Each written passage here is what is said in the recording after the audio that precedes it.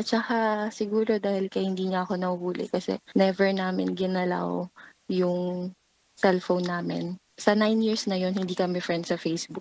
Meron akong 4 na jowa. Meron kang 4 na jowa. Bakit meron kang 4 na jowa?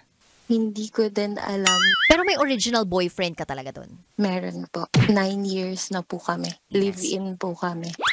Live-in kayo. So what made you decide na sagutin din yung ibang mga lalaking yon? Kasi parang hindi na maganda yung pagsasama namin ng 9 years. Hindi siya open, hindi siya nakikinig sa akin. Okay, buti hindi ka pa nahuhuli. Masasabi mo bang magaling ka? Medyo kasi sa 9 years namin wala siyang pinagdudahan kahit isa. Busy siya, busy rin ako. At saka siguro dahil kaya hindi niya ako nahuhuli kasi never namin ginalaw yung cellphone namin. Sa 9 years na yon hindi kami friends sa Facebook. Sure ba kayo na Nag-uus- mag-partner kayo o baka naman magkakilala lang kayo?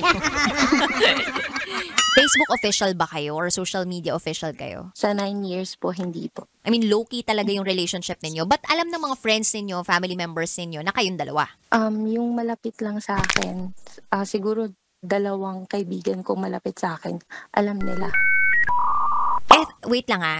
Tinutukoy natin dito yung 9-year na karelasyon mo ha. Opo. Was it a decision na pinag-usapan ninyong dalawa or nagpakiramdaman Hindi na lang po. kayo?